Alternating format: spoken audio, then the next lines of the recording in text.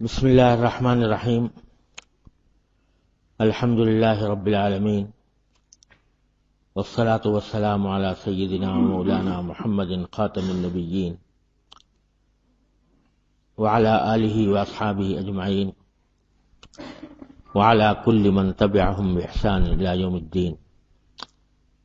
اما بعد، حضرات علماء کرام، السلام علیکم ورحمۃ اللہ وبرکاتہ. یہ میرے لیے بڑی سعادت بھی ہے اور ساتھ ساتھ آزمائش بھی ہے. سعادت اس بات کی کہ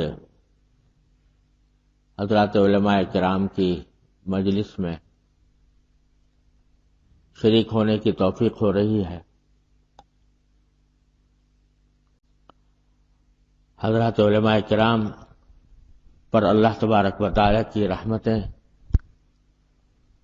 ان کے علم اور عمل اور تقوی کی وجہ سے نازل ہوتی ہیں، تو اگر ان کے ساتھ ہم نشینی کا شرف حاصل ہو جائے تو لا یشقی جلیسہم میں آدمی کا شمار ہو سکتا ہے. اس لیے حضرات علماء کرام کی صحبت میں، ان کی مجلس میں شریک ہونا بہت بڑی سعادت ہے. اور آزمائش اس لیے ہے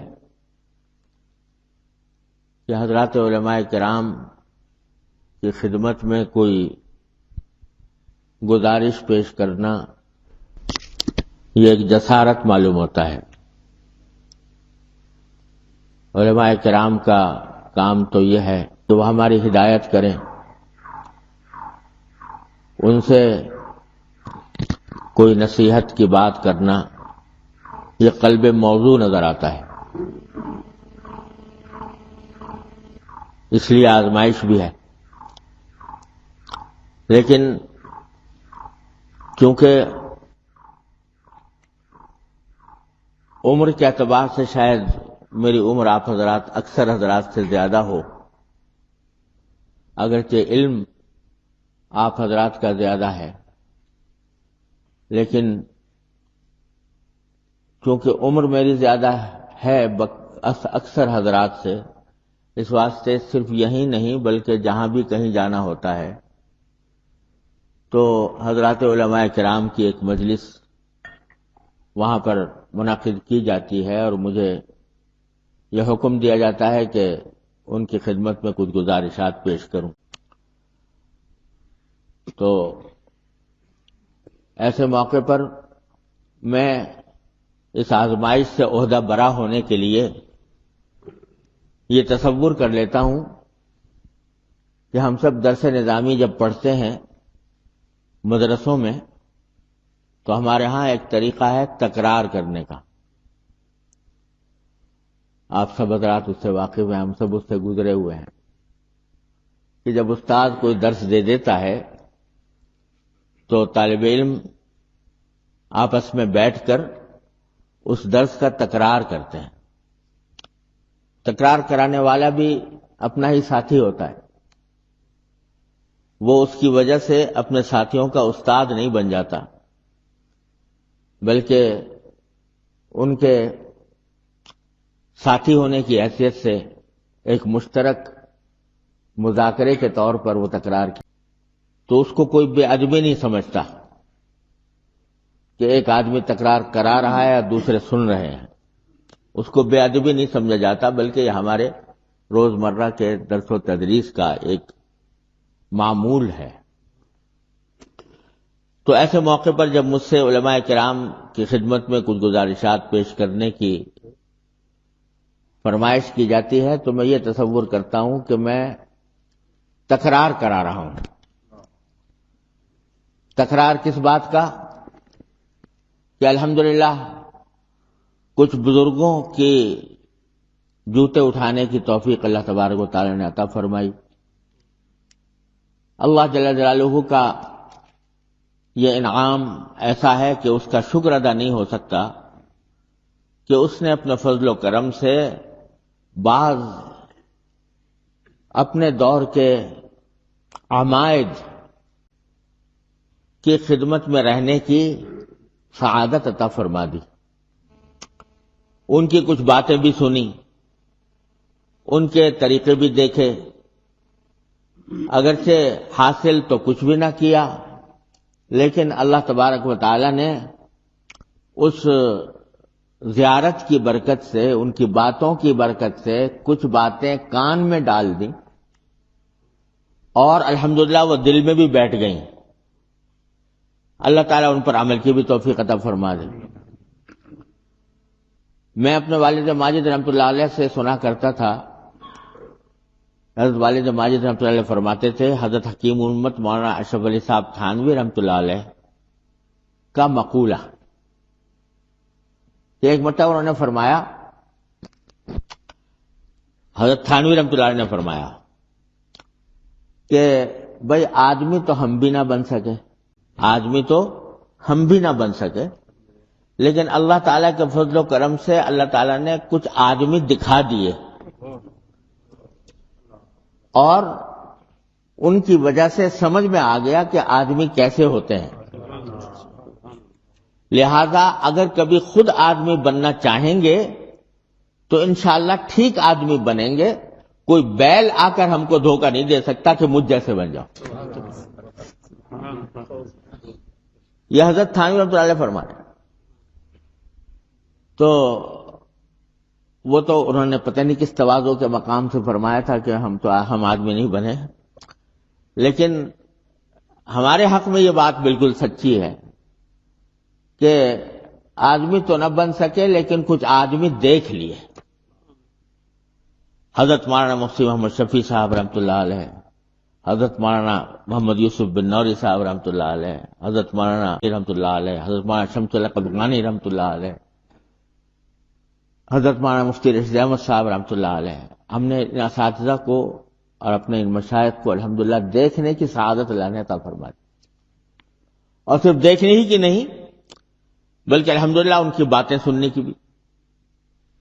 اور ایک تو ہوتا ہے ایک تو باتیں وہ ہوتی ہیں جو رسمی درس کے دوران ہوتی ہیں، وہ تو الحمدللہ درس میں سنی ہی سنی، لیکن ایک باتیں وہ ہوتی ہیں جو درس سے باہر زندگی کے مختلف شعبوں میں اٹھتے بیٹھتے چلتے پھرتے کان میں پڑتی ہیں.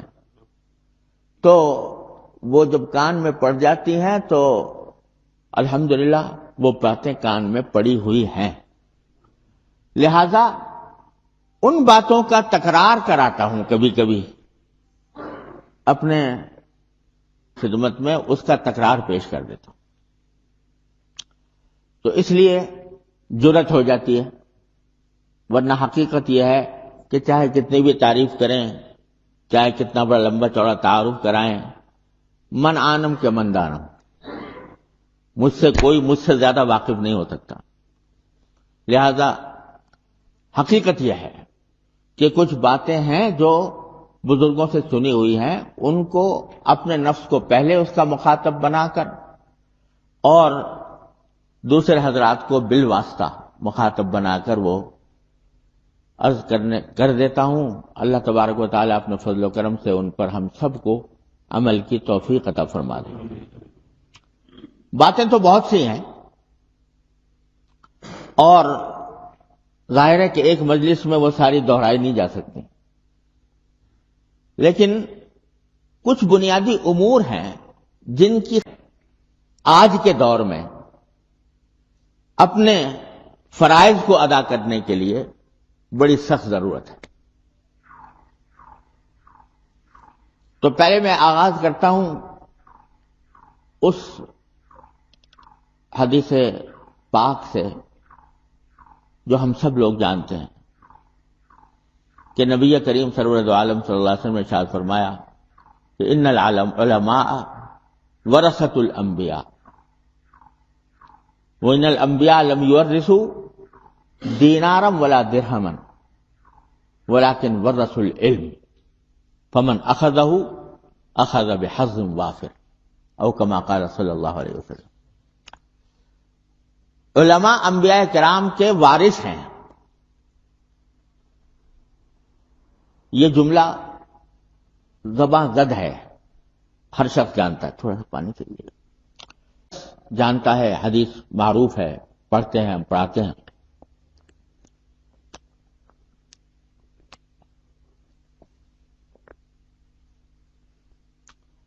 تو اس کے بارے میں حضرت مولانا مفتی محمد حسن صاحب رحمۃ اللہ، آپ حضرات واقف ہوں گے. حضرت مولانا مفتی محمد حسن صاحب رحمۃ اللہ علیہ، جو حکیم الامت قدس اللہ تعالیٰ سرہ کے اجل خلفاء میں سے تھے، اور اپنے شیخ کے عاشق زار، علم کا نا پیدا کنار سمندر. یہ وہ بزرگ ہیں کہ ان کے ٹانگ میں تکلیف ہو گئی تھی. ڈاکٹروں نے ٹانگ کاٹنے کا مشورہ دیا تھا اور ٹانگ ان کی کاٹی گئی تھی. تو جب ٹانگ کاٹی گئی تو ڈاکٹروں نے کہا کہ آپ کو بے ہوش کرنے کے لیے، تاکہ ٹانگ کاٹنے کی تکلیف آپ کو محسوس نہ ہو. تو انہوں نے کہا ڈاکٹر صاحب یہ تکلیف کرنے کی ضرورت نہیں، مجھے انستھیزیا کی ضرورت نہیں، آپ ٹانگ کاٹیں اور میں ہوش کی حالت میں ٹانگ کٹواؤں گا. چنانچہ ذکر میں مشغول ہو گئے اور اسی حالت میں ٹانگ کاٹی گئی. یہ مثال بھی دنیا میں کوئی شاذ و نادر دنیا میں کہیں ملے گی. ذکر میں اس درجہ مشغول ہوئے کہ ٹانگ کاٹنے کی تکلیف اللہ تعالی نے ختم کر دی. اسی حالت میں تھا.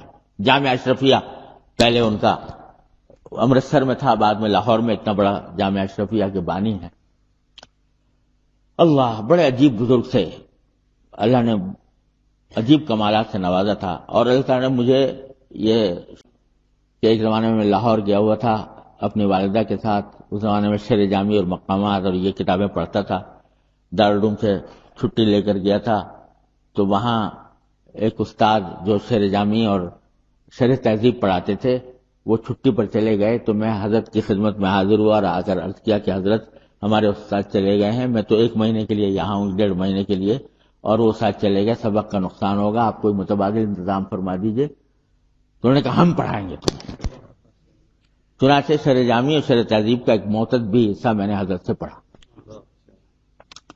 خیر، تو حضرت مفتی محمد حسن صاحب رحمۃ اللہ علیہ فرمایا کرتے تھے کہ دیکھو نبی کریم صلی اللہ علیہ وسلم نے یہ فرمایا کہ علماء انبیاء کرام کے وارث ہوتے ہیں، اور وارث جو ہوتا ہے وہ اپنے مورث کی ہر چیز میں حصے دار ہوتا ہے. علی سبیل الشیوع ہوتا ہے. اگر مورث نے ایک سوئی چھوڑی ہے تو اس سوئی میں بھی ہر وارث کا حصہ ہے.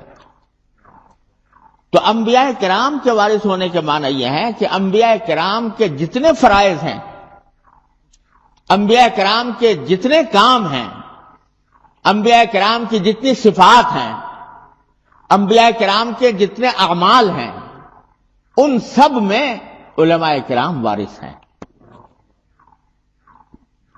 صرف اس بات میں وارث نہیں ہے کہ نبی کے وارث ہونے کی وجہ، نبی کی شہرت ہوئی تھی تو عالم کی بھی شہرت ہو گئی. صرف اس بات کے میں وارث نہیں ہے کہ نبی کو لوگوں نے مقتدا بنایا تھا تو عالم کو بھی مقتدا بنا لیا، بلکہ نبی کے اس میں بھی وارث ہیں کہ اس نے خندق کھودی تھی تو عالم کو بھی خندق کھودنی ہے. اگر اس نے پیٹ پر پتھر باندھے تھے تو عالم کو بھی پیٹ پر پتھر باندھنے ہیں. اور کہ اللہ تعالیٰ یہ فرماتے ہیں کہ لعلک باخع نفسک الا یکونوا مؤمنین، وہ اپنی جان دینے کو تیار ہے اس غم میں، اس صدمے میں کہ میری قوم غلط راستے پر جا رہی ہے. تو اس فکر کے اندر بھی علماء کرام وارث ہیں. یہ فکر بھی علماء کرام کے ورثے میں آتی ہے. تو اس لحاظ سے علماء کرام کا فریضہ وہ صرف چند کتابوں کے پڑھنے پڑھانے کی حد تک محدود نہیں ہے، بلکہ ان کا فریضہ یہ ہے کہ امت کے اجتماعی فکر، امت کی اجتماعی فکر ان کے دل و دماغ پر چھائی ہوئی ہو.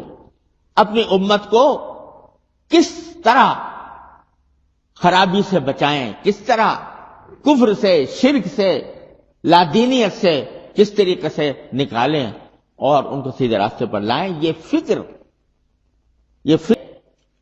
انبیاء کرام کی وراثت ہے جو ہمارے اندر آنی چاہیے، ہمارے اندر وہ پیدا ہونی چاہیے کہ رات کو سوئے بھی رہا ہو آدمی، سوتے ہوئے بھی یہ فکر ہو کہ امت کس طرف جا رہی ہے، امت کے لیے کہ غلط راستے پر اگر جا رہی ہے تو اس کو صحیح راستے پر لانے کا طریقہ کیا ہے۔ یہ فکر سب سے بڑی اہم چیز ہے۔ جب یہ فکر پیدا ہو جاتی ہے تو اس فکر کے نتیجے میں اللہ تبارک و تعالی پھر انسان کے قلب پر القاء فرماتے ہیں کہ کس وقت، کس جگہ، کس مقام پر، کس مسئلے کو کس طرح حل کیا جائے اور کس طرح اس کا راستہ نکالا جائے۔ اللہ تبارک و تعالیٰ اپنے فضل و کرم سے وہ قلوب پر القاء فرماتے ہیں، لیکن شرط یہ ہے کہ یہ فکر ہو۔ جب فکر ہوتی ہے تو اس فکر کے نتیجے میں ہے اور سوچنے کے ساتھ اللہ تبارک و تعالیٰ سے رجوع بھی کرتا ہے کہ یا اللہ یہ مسئلہ میرے سامنے آ گیا، اپنی رحمت سے، اپنے فضل و کرم سے اس کا صحیح حل میرے قلب پر وارد فرما دیجیے۔ وہ اللہ تعالیٰ سے رجوع کرتا ہے۔ پھر اس فکر کے اندر، امت کی اس فکر کے اندر جو اصل چیز ہوتی ہے وہ یہ ہوتی ہے کہ امت کی اصل خیر خواہی کس کام میں ہے، امت کی اصل خیر خواہی کا تقاضا کیا ہے۔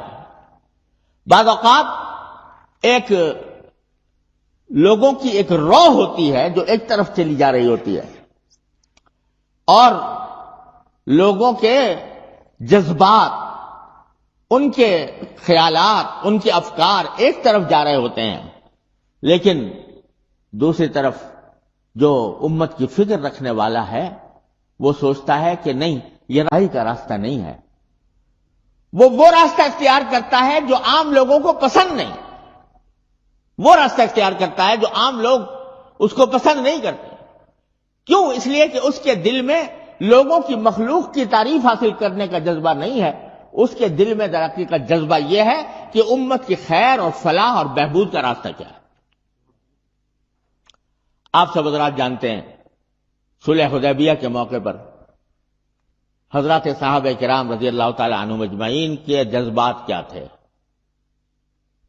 کیا جذبات تھے کہ وہ کفار کہ جو عمرہ کرنے سے روک رہے ہیں، وہ کفار جو احرام کھولنے پر مجبور کر رہے ہیں، وہ یہ کہتے ہیں کہ صلح ہوگی مگر اس شرط پر ہوگی کہ تمہارا کوئی آدمی ہمارے ہاں، ہمارا کوئی آدمی تو اسے واپس کرنا ہوگا، اور تمہارا کوئی آدمی آئے گا تو ہم واپس کرنے کے مکلف نہیں ہیں۔ اور ابو جندل بیڑیوں میں، پاؤں میں بیڑیاں ڈالے ہوئے صحابہ کرام کے سامنے آ رہے ہیں اور معاہدہ یہ ہو رہا ہے کہ ان کو واپس کیا جائے گا۔ تو صحابہ کرام کے جوش و خروش کا، کفار کے مقابلے میں اتنے زبردست جوش و خروش کا مظاہرہ شاید اور کسی جگہ پر نہیں۔ سارے پوری سیرت طیبہ میں صرف 2 واقعے ایسے ہیں کہ جن میں نبی کریم سرور عالم صلی اللہ علیہ وسلم نے کسی بات کا صحابہ کرام کو حکم دیا اور اس پر فوری تعمیل کے لیے صحابہ تیار نہیں ہوئے، کھڑے نہیں ہوئے۔ یہ موقع صلح حدیبیہ کا ایسا تھا کہ آپ نے جب حکم دیا کہ سب سر منڈوا دو، حلق کرا دو، کوئی کھڑا نہیں ہوا حلق کرانے کے لیے، اس لیے کہ جذبات یہ تھے کہ ہم ان کفار کے ساتھ ہمیں مقابلہ کرنا چاہیے، لڑائی لڑنی چاہیے۔ کوئی کھڑا نہیں ہوا، یہاں تک کہ نبی کریم صلی اللہ علیہ وسلم کو تشویش ہوئی، حضرت ام سلمہ رضی اللہ تعالیٰ کے پاس تشریف لے گئے اور کہا کہ آج عجیب منظر ہے کہ یہ فداکار، یہ جانثار صحابہ، میں کہہ رہا ہوں کہ حلق کرا لو، کوئی کرانے کو تیار نہیں ہوتا۔ تو حضرت ام سلمہ بھی ام المومنین، انہوں نے عرض کیا کہ یا رسول اللہ آپ فکر میں نہ پڑیں، یہ ان کے جذبات اس وقت رنجیدہ ہیں، اس وقت میں یہ ان کے دلوں پر ایک دل ٹوٹے ہوئے ہیں، تو اس وقت ان کی اس بات سے آپ صرف نظر کریں. ایک کام کریں کہ خود جا کر حلق کرانا شروع کر دیں. جب آپ خود جا کر لوگوں کے سامنے حلق کرائیں گے تو سب ٹوٹ پڑیں گے آپ کی اتباع کے اندر. تو سرکار دو عالم صلی اللہ علیہ وسلم نے پھر صحابہ نے کروایا. لیکن میں کہنا یہ رہا ہوں کہ یہ وہ اتنا زبردست موقع تھا کہ بظاہر حالات عمر ابن خطاب رضی اللہ تعالیٰ عنہ جیسا جانثار یہ کہہ رہا ہے اب فتح ہو انا فتحنا لک فتحا مبینا نازل ہو رہی ہے، اور عمر ابن خطاب رضی اللہ عنہ فرماتے ہیں اب فتح ہو، کیا یہ فتح ہے کہ ہم اتنے بظاہر ذلت آمیز شرائط کے اوپر صلح کر رہے ہیں. تو یہ مقام کہ بظاہر اس وقت اگر نبی کریم صلی اللہ علیہ وسلم یہ فرماتے کہ بھائی لڑو اور کفار کے ساتھ مقابلہ کرو، تو یہ زیادہ مقبولیت کا راستہ ہوتا. لیکن یہ مقام تھا نبی کا مقام، کہ پیغمبر کا مقام. اس کی آنکھیں دیکھ رہی تھی کہ یہ صلح جو بظاہر دب کر ہو رہی ہے یہی بالآخر فتح پر منتج ہوگی، اور امت کی خیر اسی میں ہے، فلاح و بہبود اس میں ہے. لہذا وہ لوگوں کی طرف خود فیصلہ فرماتے ہیں اور اس فیصلے کے اوپر عمل کرواتے ہیں. میرے والد ماجد رحمۃ اللہ علیہ فرمایا کرتے تھے، اللہ تعالیٰ ان کے درجات بلند فرمائے، کہ لیڈر وہ ہوتا ہے کہ جو اگر قوم کو اوپر چڑھائے تو نیچے اتارنا بھی جانتا ہو. یہ نہیں کہ چڑھا تو دیا، جوشیلے تقریریں کر کے، جذبات پر انگیختہ کر کے چڑھا تو دیا اوپر، اب واپس لانے کی طاقت نہیں ہے، کیونکہ اندیشہ ہے کہ اگر واپس لائیں گے تو یہ سب میرے پیچھے پڑ جائیں گے.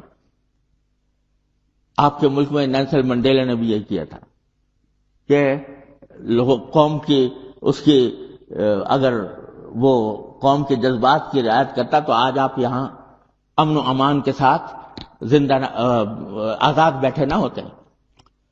تو در حقیقت امت کی فکر میں در حقیقت یہ بات داخل نہیں بڑھے گی کس بات سے میری شہرت میں اضافہ ہوگا، کس بات سے لوگ مجھے پسند کریں گے، بلکہ فکر یہ ہے کہ حقیقتاً فیما بینی و بین اللہ کون سا راستہ امت کے لیے بہتر ہے اس کو اختیار کرے اور اس کے پیچھے چلے، دنیا کچھ کہتی رہے. ایک بڑا فتنہ میرے والد ماجد رحمۃ اللہ علیہ فرمایا کرتے تھے کہ ایک بہت بڑا فتنہ جو ہمارے اندر پیدا ہو گیا ہے وہ ہے ارضائے خلق کا فتنہ، مخلوق کو راضی کرنا. کس بات سے لوگ مجھے خوش ہوں گے، کس بات سے میری تعریف ہوگی، کس بات سے مجھے لوگ تمغوں سے نوازیں گے، کس بات سے لوگ مجھے مجاہد کہیں گے، کس بات سے مجھے لوگ مفکر کہیں گے. یہ فکر انسان کے فکر و عمل پر جب تو راستہ جو ہے وہ اس کا پلٹ جاتا ہے، وہ پھر اللہ کی رضا کے لیے نہیں بلکہ مخلوق کی رضا کے لیے کام کرتا ہے. تو دنیا کچھ کہے لیکن میں فیما بینی و بین اللہ جو بات درست سمجھتا ہوں اور جس کے اوپر میں نے اللہ تبارک و تعالیٰ سے رجوع کر کے، اللہ تبارک و تعالیٰ سے انابت کر کے میں جو راستہ بہتر سمجھ رہا ہوں اس کو اختیار کر لوں. دنیا کچھ کہتی رہے، دنیا کی تعریف اور مذمت، مدح اور مذمت یہ تو ہوا میں اڑ جانے والی چیزیں ہیں. آخرت میں کام آنے والی چیز وہ ہے جو اللہ تبارک و تعالیٰ جس سے راضی ہو. دوسرے کا ہے اگر دوسروں نے تعریف کر دی تو کیا اور مذمت کر دی تو کیا، وہ تو سب دنیا میں رہ جائے گی. آخرت میں ہے اللہ تبارک و تعالیٰ فرما دیں کہ یا ارجعی الی ربک راضیۃ مرضیہ فادخلی فی عبادی وادخلی جنتی. یہ ہے کامیابی. ہمارے والد ماجد رحمۃ اللہ علیہ فرمایا کرتے تھے کہ ایک ہندی زبان کی ایک مثل ہے کہ ہندی زبان کی بعض ہندی زبان کی دوہوں میں بڑی حکمتیں ہوتی ہیں اور کلمۃ الحکمت غالۃ المومن. تو اس میں یہ ایک مثل ہے کہ پیا جس کو چاہے سہاگن وہی. اور اس کا پس منظر والد ماجد رحمۃ اللہ علیہ یہ بیان فرمایا کرتے تھے کہ ایک لڑکی تھی جس کی شادی ہونے والی تھی، شادی ہو رہی تھی، رخصتی ہو رہی تھی، تو اس کی سہیلیاں اس کو دلہن بنا رہی تھیں، اس کو سنگھار کر رہی تھیں۔ سنگھار جب کر کے اس کو تیار کیا تو ایک سہیلی آتی ہے، کہتی تو تو بڑی خوبصورت لگ رہی ہے، کہتی تو بڑی خوبصورت لگ رہی ہے، تیرا دیکھ کے بس تیرا دل چاہتا ہے کہ دیکھتے ہی رہو۔ جو جتنی سہیلیاں آ رہی ہیں وہ اس کی تعریف کر رہی ہیں، اس کے حسن کی، اس کی سنگھار کی، تو وہ خاموش ہے، کوئی جواب بھی نہیں دیتی، کوئی شکریہ بھی ادا نہیں کرتی۔ تو سہیلیوں نے پوچھا کہ اتنی ساری سہیلیاں تجھے تیری تعریف کر رہی ہیں تو تو کچھ نہ شکریہ ادا کرتی ہے نہ اس کے اوپر خوشی کا اظہار کرتی ہے، کیا مسئلہ ہے؟ تو اس نے کہا میں شکریہ ادا کرتی ہوں سب کی تعریف کا، لیکن ان کی تعریف کا کیا اعتبار؟ اصل بات تو یہ ہے جہاں جا رہی ہوں وہاں پر تعریف ہو، جہاں جا رہی ہوں وہاں پر تعریف ہو، وہاں لوگ خوش ہوں تو ہے میری۔ یہ تو تعریف کر کے چلی جائیں گی اپنے گھر، اور مجھے تو سارے زندگی کا واسطہ وہاں جا کے پڑے گا، تو وہاں تعریف ہو تو پھر واقعتاً میرے لیے فائدہ مند ہے۔ تو میرے والد، یہ دنیا میں جو ہماری تعریفیں ہوتی ہیں یہ تعریفیں تو یہیں رہ جائیں گی، اصل بات یہ ہے کہ وہاں جا کر کہے کہ یہ بندہ تو عالم سے خفا میرے لیے، وہ فرما دیں کہ اس نے جو کام کیا وہ میرے لیے کیا۔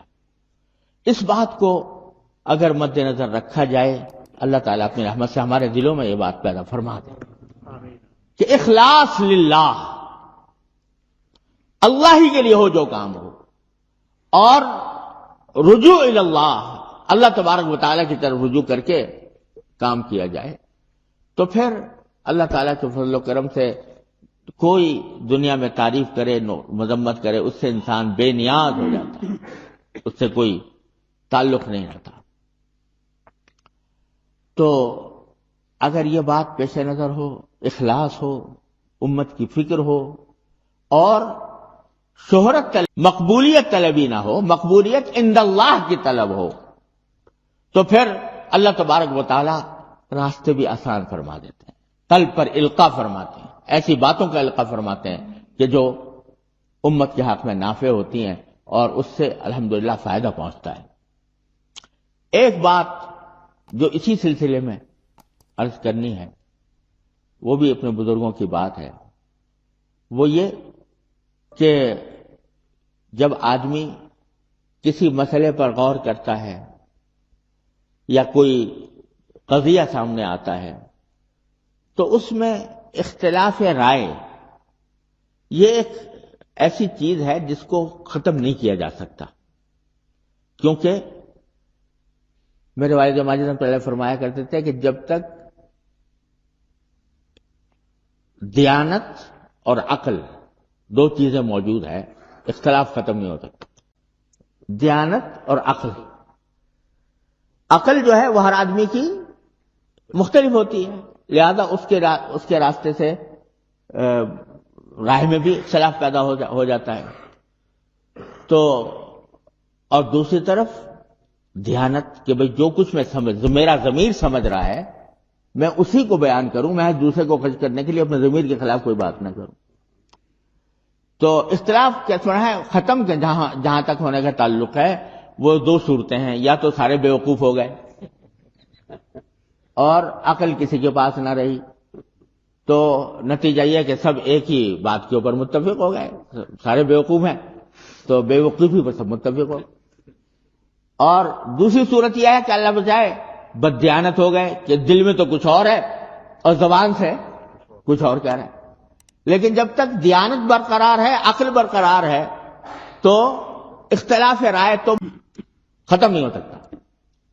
لیکن جو اصل چیز ہے، اب دیکھو صحابہ کرام میں بھی اختلاف ہوا کہ نہیں، رضی اللہ تعالیٰ عنہ مجمعین، کتنا زبردست اختلاف ہوا، فقہی معاملات میں اختلاف ہوا، سیاسی افکار میں اختلاف ہوا، لڑائی جھگڑے بھی ہوئے اور تیغ آزمائی بھی ہوئی، یہ بھی سب اختلافات ہوئے۔ اختلافات اس لیے کہ سب دیانتدار تھے اور سب سمجھدار تھے، تو رائے میں اختلاف پیدا ہو گیا، لیکن اس رائے کے اختلاف کو اپنے درجے میں، اپنی حد میں رکھنے کا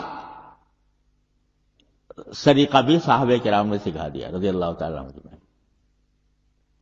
لڑائی ہو رہی ہے جنگ صفین میں، حضرت ابو ہریرہ رضی اللہ تعالیٰ عنہ جو ہیں کبھی حضرت علی کے لشکر میں، کبھی حضرت معاویہ کے لشکر میں، حضرت علی کے پیچھے نماز پڑھ کے گئے، حضرت معاویہ کے لشکر میں جا کے ان کے ساتھ کھانا کھایا۔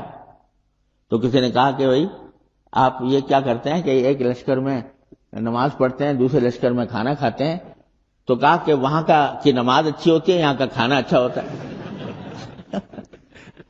اور اس کے نتیجے میں، اور دونوں میرے نزدیک بھائی ہیں، دونوں کا نقطہ نظر جو ہے وہ اپنے نقطہ نظر پہ عمل کر رہا ہے۔ پھر حضرت علی سے کسی نے پوچھا کہ حضرت ان کے خلاف آپ لڑ رہے ہیں تو یہ کیا ہے؟ تو کہا لیسو کفرتن ولا فسقتن انما ہم اخواننا۔ تو یعنی اختلاف ہے، لیکن اختلاف کے ساتھ، اس اختلاف کے ساتھ اس کی حد بندی بھی حضرات صحابہ کرام رضی اللہ تعالیٰ عنہ نے سکھائی۔ تو میرے والد ماجد رحمۃ اللہ کی بات نقل کر رہا تھا کہ اختلاف تو کبھی ختم نہیں ہو سکتا، اختلاف کا ایک درجہ ہے، اس کو اسی درجے میں محفوظ رکھنا ضروری ہے۔ اس سے باہر اس کو نکالا جائے گا تو اس کے نتیجے میں وہ فساد پیدا کرے گا، اس سے کوئی امت کی اصلاح کا راستہ نہیں نکلے گا۔ ایک اختلاف ہوتا ہے ایمان اور کفر کا، وہ سب سے اعلیٰ، سب سے بڑا اختلاف ہے، اللہ بچائے، ایمان اور کفر کا اختلاف۔ تو وہ اس کا ایک درجہ یہ ہے، اس کا مقابلہ، اس میں بھی، اس ایمان اور کفر کے اختلاف میں بھی جب ایک عالم کو، ایک داعی کو اس اختلاف کو دور کرنے کے لیے بھیجا جاتا ہے تو کیا فرمایا جاتا؟ قولا لہ قولا لینا۔ میرے والد ماجد رحمۃ اللہ فرمایا کرتے تھے کہ فرعون کے پاس موسیٰ اور ہارون علیہ السلام کو بھیجا گیا اور ہدایت یہ دی گئی، تو کہ علم ازلی میں بات تھی کہ یہ ایمان لانے والا نہیں، لیکن پھر بھی فرمایا لعلہ یتذکر ویخشی، حالانکہ اللہ تعالیٰ کے علم ازلی میں ہے کہ وہ اصلاح نہیں ہونے والی ہے اس کے باوجود فرمایا گیا کہ داعی کا کام یہ ہے کہ اپنے دل میں یہ امید رکھے کہ اس کو اصلاح ہو جائے۔ قولا لہ قولا لینا۔ امام حضرت والد صاحب فرمایا کرتے تھے کہ تم موسیٰ علیہ السلام سے بڑھ کر مصلح نہیں ہو سکتے، تمہارا مخالف فرعون سے بڑا گمراہ نہیں ہو سکتا۔ وہاں جب قولا لہ قولا لینا فرمایا گیا تو ہمارے پاس اور کیا، ہم کیا یہ کہیں گے کہ ہم ان سے زیادہ غیرت مند ہیں، ان سے زیادہ جوشیلے ہیں، ان سے زیادہ ایمانی غیرت رکھتے ہیں؟ تو ایمان اور کفر کا اختلاف ہے، اختلاف ایسا ہے کہ ایک جنت میں ایک جہنمی ہے، لیکن جب ان کے ساتھ معاملہ کیا جائے گا تو اس میں نرم طریقہ اختیار، گالی کا جواب گالی سے نہیں۔ انبیاء کرام نے کبھی گالی کا جواب گالی سے نہیں دیا۔ میرے والد ماجد فرمایا کرتے تھے کہ دیکھو حضرت ہود علیہ السلام کو قوم کہتی ہے کہ انا لنراک فی صفاحۃ وانا لنظنک من الکاذبین، تمہیں بیوقوف ہو، جھوٹے ہو، نبی سے کہا جا رہا ہے۔ آج ہم سے کوئی کہے تو کہیں تو بیٹا تو جھوٹا، تیرا باپ جھوٹا، تیرا دادا جھوٹا، لیکن نبی کیا کہتا ہے جواب میں؟ یا قوم لیس بی صفاحۃ ولکنی رسول من رب العالمین۔ تو یہ دعوت پیغمبرانہ، چاہے کفر کے مقابلے میں ہو، پیغمبرانہ اصول دعوت کے تحت اگر دعوت دی جائے اس سے کبھی فتنہ پیدا نہیں ہوتا۔ اور دوسرا اختلاف آتا ہے ایمان اور کفر کا تو نہیں ہے، لیکن ہدایت اور گمراہی کا ہے۔ ہم کفر کا فتویٰ نہیں دیتے، اس لیے کہ کفر کا فتویٰ بہت نازک کام ہے، لیکن ہدایت اور گمراہی ہے، وراثت گمراہی کا ایک وہ اختلاف ہے۔ اس اختلاف کے اپنے آداب ہیں، اس کے اپنے طریقے ہیں، اور اس میں بھی یہ طریقہ اختیار کرنا ضروری ہے۔ یہ نہیں کہ دوسرے نے اگر کفر کا فتویٰ دے دیا ہے تو میں بھی کفر کا فتویٰ دوں.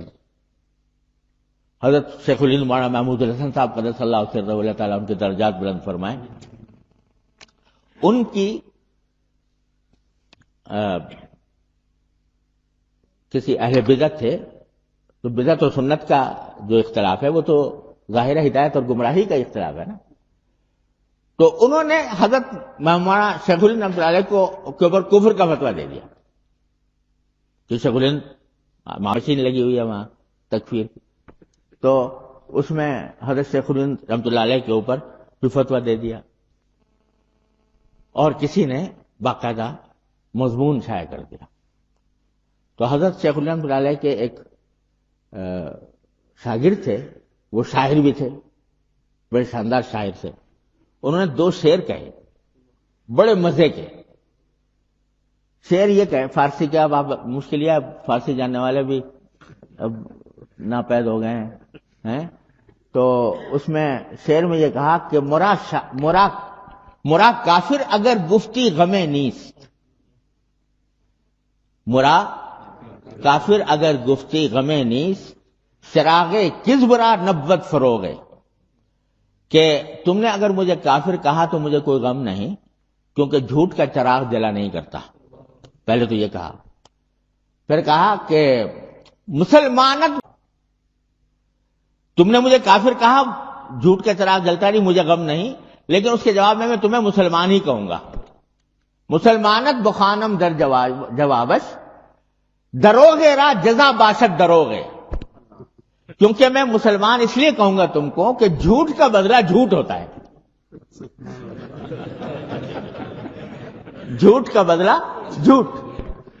تو تم نے مجھے کافر کہا تو یہ جھوٹ تھا، تو میں تمہیں مسلمان کہتا ہوں یہ بھی جھوٹ. تو جھوٹ کا بدلہ جھوٹ. تو مرا کافر اگر گفتی غم نیست، چراغ کذب را نبوت فروغے، مسلمانت بخانم در جوابش، دروغے را جزا باشد دروغے. یہ شعر لکھ کے لائے وہ حضرت شیخ الہند کی خدمت میں کہ حضرت میں نے یہ لکھا ہے، آپ اس کے جواب میں یہ بھیج دیجیے. تو یعنی بڑا شاندار شعر کے اعتبار سے بھی، مضمون کے اعتبار سے بھی، ہر اعتبار سے. تو حضرت شیخ الہند نے سن کر ان کی داد دی کہ بھئی تم نے شعر تو بڑا اچھا کہا، اور شعر کے اعتبار سے یہ بڑا اچھا ہے، لیکن تم نے لپیٹ کر ہی صحیح اس کو کافر تو کہہ دیا. لپیٹ کر کہا لیکن کافر تو کہہ دیا، کیونکہ تم نے کہہ دیا کہ مسلمان میں تجھے اس لیے کہہ رہا ہوں کہ جھوٹ بول رہا ہوں. تو لپیٹ کر ہی اس کو کافر کہہ دیا.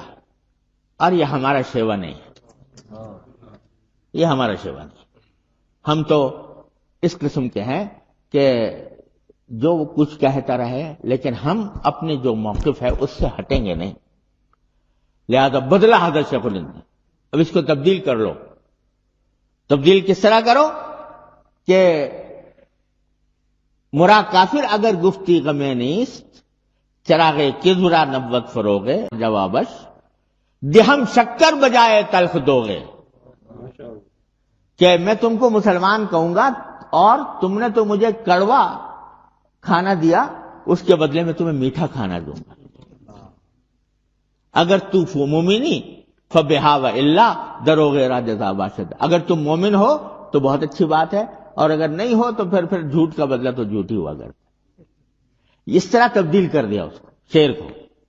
یعنی شعر کے اندر بھی، شاعری میں بھی یہ احتیاط ہے کہ غلط بات نہ ہو. تو اس طریقے سے ہمارے حضرات نے یہ سکھایا ہے کہ اگر ہدایت اور ضلالت کا اختلاف ہو تو بھی اپنا طریقہ جو سنت کا طریقہ ہے، پیغمبروں کا طریقہ ہے، اس کو مت چھوڑو. حضرت حکیم الامت مولانا تھانوی رحمۃ اللہ علیہ واز کہنے جاتے ہیں ایک جگہ، تو وہاں ایک پرچے میں لکھا تھا کہ ہم نے سنا ہے کہ آپ کافر ہیں، نمبر 1. نمبر 2، ہم نے سنا ہے کہ آپ جلاہے ہیں.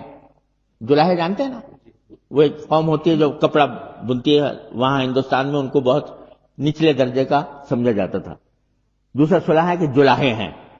تیسرا یہ کہ آپ کوئی یہاں پر اختلافی مسئلہ بیان نہ کریں ورنہ اچھا نہیں ہوگا، یعنی بدعات وغیرہ سے متعلق۔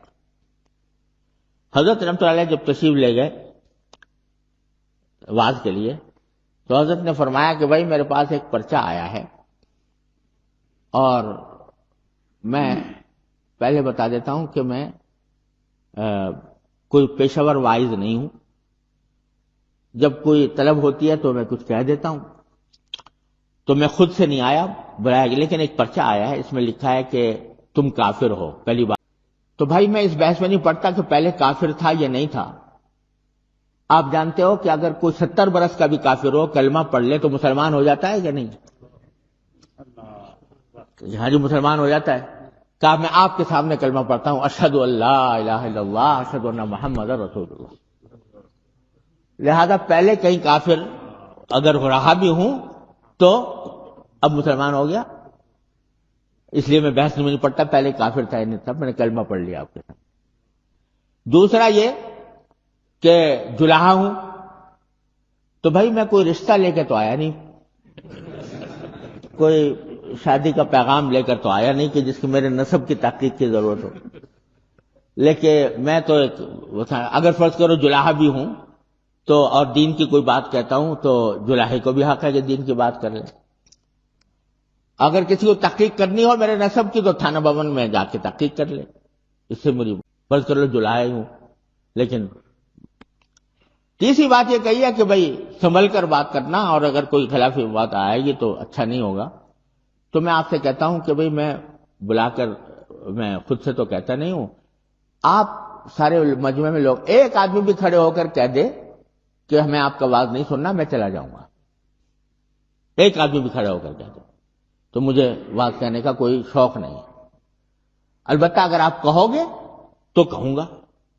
اور جہاں تک اختلافی مسائل کا تعلق ہے، میری عادت نہیں ہے کہ اختلافی مسائل کو موضوع بنا کر میں چھیڑوں، لیکن اگر دوران واز کوئی مسئلہ ایسا آ جاتا ہے جس میں کہ اختلافی مسئلے کی وضاحت کرنی پڑتی ہے تو چھوڑتا بھی نہیں ہوں، اس کی حقیقت بھی بیان کرتا ہوں۔ لہذا خود سے تو نہیں کروں گا، بیچ میں آ جائیں گے تو میں چھوڑوں گا بھی نہیں۔ اب اگر آپ سن لو کہ بھئی اس سے تو ایک آدمی بھی کھڑا ہو کر کہہ دے تو میں چلا جاؤں،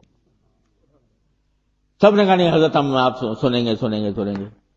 حضرت نے بات شروع کر دیا، اور اللہ تعالیٰ کا کرنا ایسا ہوا کہ سارے وہ جو بریلوی حضرات کے ساتھ جو مختلفی مسائل تھے وہ سارے کے سارے واز میں آئے اور سب بیان فرمائے، لیکن تہذیب کے ساتھ علمی انداز میں وضاحت کی۔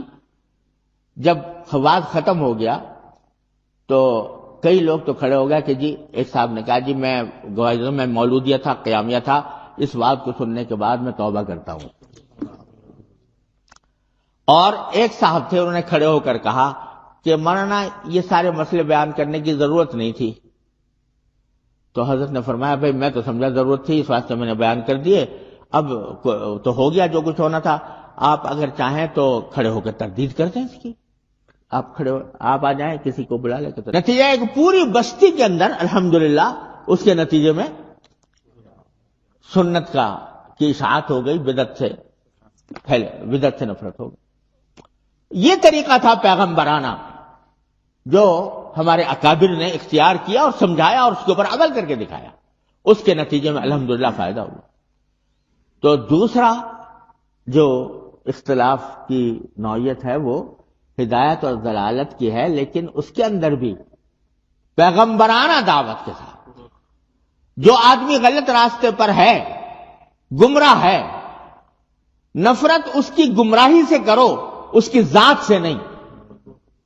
اس کی ذات کے بارے میں دل میں یہ درد ہونا چاہیے کہ کسی طرح یہ راہ راست پر آ جائے، تو اس طرح اللہ تبارک و تعالیٰ اس کو پھر لے بھی آتے ہیں۔ تیسرا اختلاف ہوتا ہے جو اجتہادی اختلاف،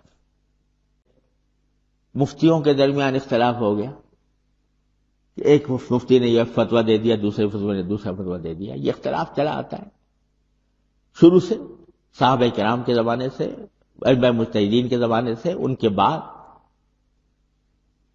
اختلاف میں کوئی مذائقہ نہیں، لیکن اس اختلاف کو آپس میں منافرتوں کا ذریعہ بنا لینا، نزاعات کا ذریعہ بنا لینا، فرقہ بندیوں کا، گروہ بندیوں کا ذریعہ بنا لینا، یہ ہے جو فساد پیدا کرتا ہے۔ اختلاف تو آپ جانتے ہیں امام ابو یوسف اور امام محمد امام ابو حنیفہ کے شاگرد تھے، کیا تھے؟ شاگرد تھے، مگر کتنے مسئلوں میں اختلاف کیا اپنے استاد۔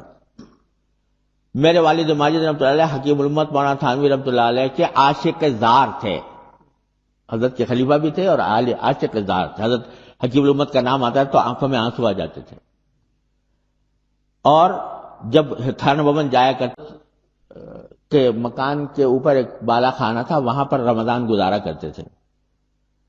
تو ہمارے بہن بھائی بتاتے ہیں، میں تو چھوٹا تھا، لیکن میرے بہن بھائی بتاتے ہیں کہ اس طرح قدموں کی چاپ سنائی نہ دے، ننگے پاؤں چلتے تھے، اور کوئی بولتا تھا تو کہتے تھے کہ آہستہ بولو، حضرت کو کہ کسی کام میں خلل واقع نہ ہو۔ اتنا ادب، اتنی تکریم، اتنی تعظیم، اتنی محبت، اتنا عشق، مگر فقہی مسئلوں میں اختلاف کر گئے۔ ایک مسئلہ چھپا ہوا ہے کہ حضرت تھانوی رحمۃ اللہ علیہ کی رائے کچھ اور تھی، حضرت والد صاحب رحمۃ اللہ علیہ کی رائے کچھ اور تھی، ان کا فتویٰ اور تھا، ان کا فتویٰ اور تھا، اور دونوں حضرت نے بلایا حضرت تھانوی رحمۃ اللہ علیہ کہ بھائی مل کر بات کر کے دیکھ لو، تو باتیں بھی کی۔ آخر میں فرمایا بھائی تم بھی جو بات کہہ رہے ہو وہ بھی بہرحال دلائل پر مبنی ہے، میں جو کہہ رہا ہوں وہ بھی دلائل پر مبنی ہے، لیکن میں کیا کروں، تمہاری بات پر مجھے بھروسہ نہیں ہو رہا، اور لہذا تم اپنے فتوے پر رہو اور میں اپنے فتوے پر رہتا ہوں، مستفتی کو اختیار دے دو کہ وہ جس کے فتوے میں چاہے عمل کر لے۔ یہ چھپی ہوئی ہے، جواہر الفقہ میں چھپا ہوا ہے وہ فتویٰ، جس میں حضرت والد صاحب نے حضرت حکیم الامت مولانا ثانوی رحمۃ اللہ علیہ سے اختلاف کیا، باہمی گفتگو ہوئی، گفتگو کے باوجود اختلاف باقی رہا۔ یہ اجتہادی اختلاف جو ہے یہ رہتا ہے، اس کے باوجود نہ وہ آپس میں کوئی محبت میں کمی آئی، نہ تعظیم و تکریم میں کمی آئی، نہ کسی آپس کے معاملات کے اوپر کوئی اثر پڑا، بلکہ وہ اسی طرح چل رہے ہیں۔ تو لیکن ایک چوتھا اختلاف ہوتا ہے مشرب کا اور مذاق کا اختلاف، مشرب اور مذاق، ذوق کا اختلاف۔ ذوق صحیح اور حق اور باطل کا اختلاف نہیں ہوتا، وہ در حقیقت ایک مزاج کا اختلاف ہوتا ہے۔ کیا معنی؟ کہ کسی کے مزاج میں سختی ہے کسی مسئلے کے اوپر، اور کسی کے مزاج میں نرمی ہے۔ سختی ہے تو وہ سخت والا جو ہے سخت گیری کرتا ہے، اس کے اندر کچھ جوش زیادہ ہے، دوسرا جو ہے وہ نسبتاً ڈھیل دیتا ہے، امت کے لیے آسانی پیدا کرنے کی کوشش کرتا ہے۔ تو یہ اختلافات مذاق کے ہیں، ذوق کے اختلاف ہے۔ میں فلاں کو پسند کرتا ہوں، وہ میں فلاں کو، ایک نے فلاں کو اپنا مقتدی بنایا ہوا ہے، دوسرے نے فلاں کو بنایا ہے، دونوں اب برحق، حق و باطل کا کوئی اختلاف نہیں، مذاق کا اختلاف۔ یہ مختلف درجے ہیں اختلاف کے، ایمان اور کفر کا اختلاف، ہدایت اور ضلالت کا اختلاف، اجتہاد کا اختلاف، مذاق کا اختلاف، درجے ہیں، الگ الگ احکام ہیں۔ مصیبت یہ آ گئی ہے ہمارے معاشروں کے اندر کہ ان چاروں اختلافوں کی درجہ بندی ختم ہو گئی۔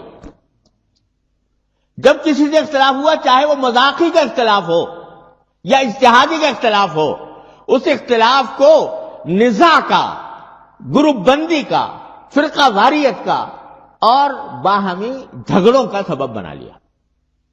یہ فلاں گروپ کا ہے، یہ فلاں گروپ کا ہے، کیونکہ فلاں گروپ کا ہے لہذا میں اس کے ساتھ بیٹھ نہیں سکتا، وہ اس کے ساتھ بیٹھ نہیں سکتا، وہ اس کی بات نہیں سن سکتا، یہ اس کی بات نہیں سن سکتا۔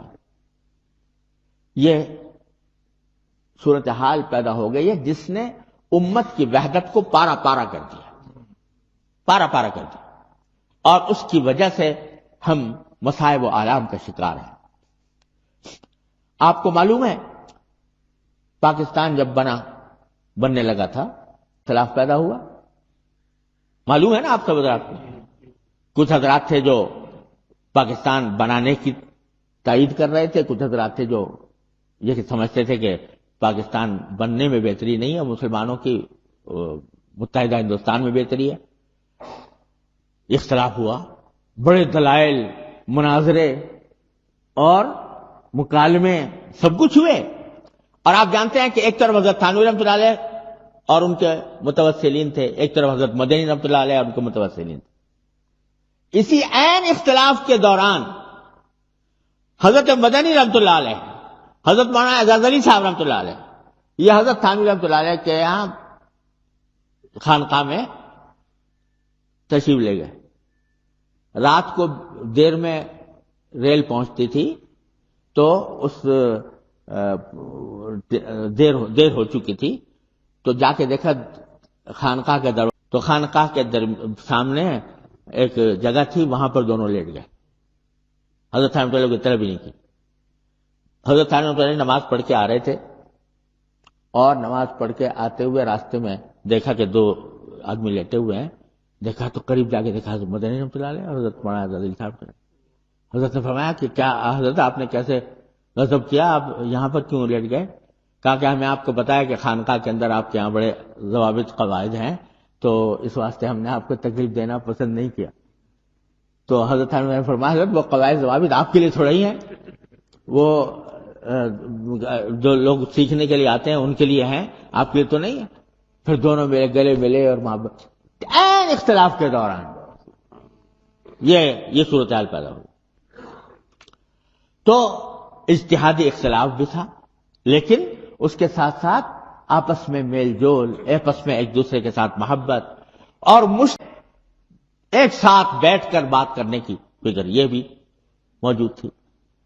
تو آج اصل میں ہم نے یہ سارے درجہ بندیاں مختل کر دی ہیں، ڈسٹرب کر دی ہیں ساری، اور معمولی اختلاف کی بنا پر ہم ایک دوسرے سے کٹ کر رہ گئے ہیں، الگ اپنے اپنے گروپ بنا لیے ہیں۔ یہ بہت ہی زبردست نقصان دہ بات ہے، جس سے اللہ تبارک و تعالیٰ کی پناہ مانگنی چاہیے اور اپنے اکابر کے طریقے پر ہم لوگ واپس آئیں۔ اللہ تبارک و تعالیٰ ہمیں اس کی توفیق عطا فرمائے۔ ایک اور بات یہ ہے کہ ہمارے اکابر علماء دیوبند، اللہ تعالیٰ ان کے درجات بلند فرمائے، وہ چونکہ امت کی فکر رکھتے تھے، لہذا یہ دیکھتے تھے کہ کس وقت میں کس پہلو پر زیادہ زور دینے کی اور امت کی فلاح صلاح کس میں زیادہ ہے۔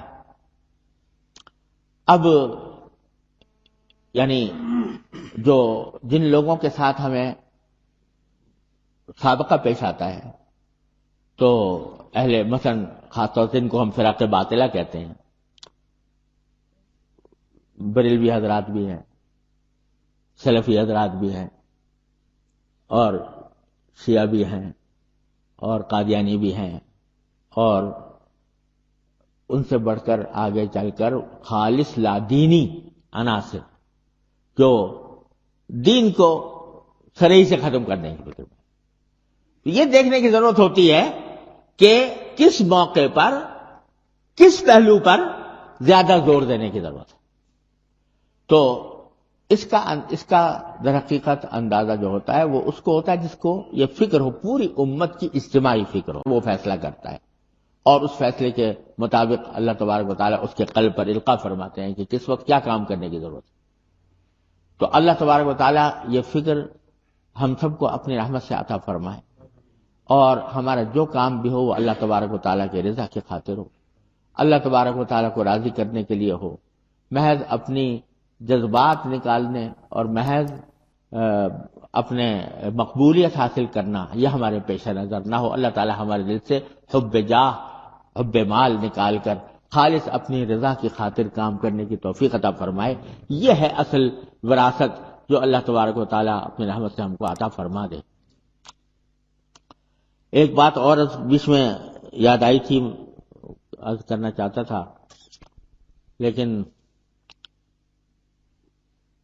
وہ ذہن سے نکل گئی، لیکن بہرحال مجموعی طور پر جو گزارشات میں نے اپنے بزرگوں سے سنی ہیں میں نے عرض کر دی ہیں، اللہ تبارک آپ نے جو عرض کی ہے وہ جیسے میں نے عرض کیا کہ اس کا پہلا مخاطب میں خود اپنے آپ کو سمجھتا ہوں، اس کے بعد پھر صاحب حضرت بالواسطہ مخاطب ہیں۔ اللہ تبارک و تعالیٰ اپنے رحمت سے ہم سب کو اس پر عمل کرنے کی توفیق عطا فرما دے۔ اور بھائی یہ بات تو سب ہمارے اکابر کی مشترک بات تھی کہ رجوع اللہ، ہر معاملے میں اللہ تبارک و تعالیٰ کی طرف رجوع کرنے کا اہتمام۔ حضرت تھانوی رحمۃ اللہ علیہ کا مقولہ میں نے اپنے شیخ سے سنا رحمہ اللہ تعالیٰ، وہ فرماتے تھے حضرت تھانوی رحمۃ اللہ علیہ کی بات کہ جب کبھی کوئی آدمی یہ کہتا ہے کہ آپ سے ایک بات پوچھنی ہے تو الحمدللہ کبھی تخلف نہیں ہوتا، دل میں کہتا ہوں کہ یا اللہ پتہ نہیں یہ کیا بات پوچھ لے گا، اس کا صحیح جواب میرے دل میں ڈال دیجیے۔ رجوع اللہ، ہر لمحے ہر کام کے اندر اس کی کا اہتمام کرتے تھے۔ تو ہمیں بھی اللہ تبارک و تعالیٰ کی توفیق عطا فرمائے۔ صبح کو اٹھ کے میرے شیخ فرمایا کرتے تھے اور اس کی بڑی تاکید فرماتے تھے، اور اس کا بڑا فائدہ الحمدللہ محسوس ہوتا ہے کہ صبح کو جب نماز فجر پڑھ کر یہ دعائے مسنون ہے، اللہم انی اسألک خیر ھذا الیوم خیر ما بعدہ واعوذ بک من شر ما فی ھذا الیوم شر ما بعدہ، اس کے بعد حضرت فرماتے تھے کہ ایک یہ پڑھ لیا کرو کہ ان صلاتی و نسکی و محیای و مماتی للہ رب العالمین، اور یہ پڑھ کر دل میں یہ نیت کر لیا کرو کہ اللہ آج سارے دن جو کام کروں گا وہ آپ کی رضا کے لیے کروں، اخلاص سے اس کے ساتھ آپ کی رضا کے لیے کروں گا، اور پھر ساتھ دعا کر لیا کرو کہ یا اللہ میں نے یہ ارادہ تو کر لیا ہے، اب اس پر عمل کرنے کی بھی مجھے توفیق عطا فرما۔ اللہم انا قلوبنا و نواسینا و جوارحنا بیدک لم تملکنا منہا شیئا فکن انت ولینا واہدنا الی سواء السبیل، یہ کر کے دن کا آغاز کرو۔ تو جب شروع میں اپنا رخ سیدھا کر لیا، اللہ تبارک و تعالیٰ کی طرف رخ کر لیا، اللہ تبارک و تعالیٰ سے کہ اخلاص کی دل میں نیت کر لی اور دعا بھی مانگ لی اللہ تعالیٰ سے، تو انشاءاللہ پھر جو کام ہوں گے وہ اخلاص ہی کے ساتھ ہوں گے، اللہ تعالیٰ کی رضا کے مطابق ہوں گے۔ اللہ تعالیٰ مجھے آپ کو اس پر سب کو اس پر عمل کرنے